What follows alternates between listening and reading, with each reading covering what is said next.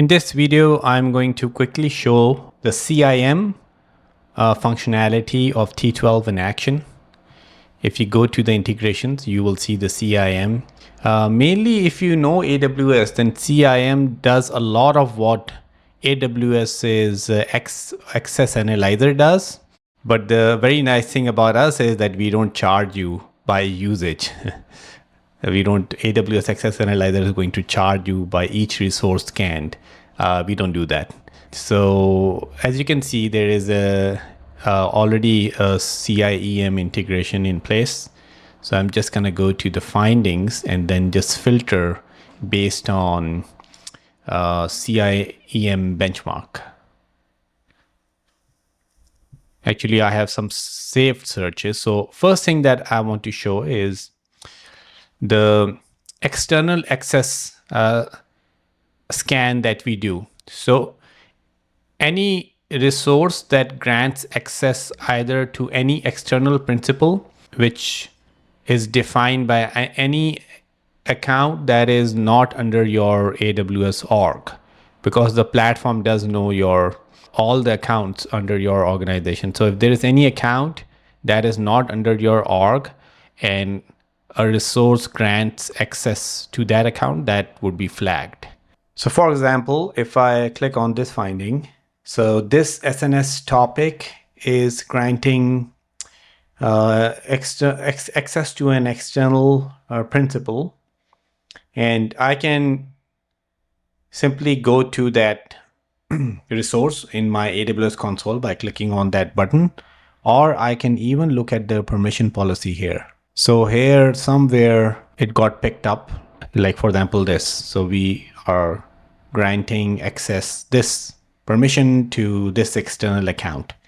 Now this is for our marketplace integration. So this is intentional. So what actually we're gonna do is we're just gonna ignore this finding so that it doesn't show up and create any noise. But this does show that if by mistake you ended up, anyone in your organization granted external access and it was not intentional, how it would get picked up. Similarly, we are picking up S3 buckets that are granting external access. For example, this bucket you could see is granting access to everyone. This is public access bucket. Once again, this is intentional, but we could avoid so many data breaches if we monitor our S3 bucket for public access. The other check which the CIM module does is any roles that are not being used. This is very important for better hygiene.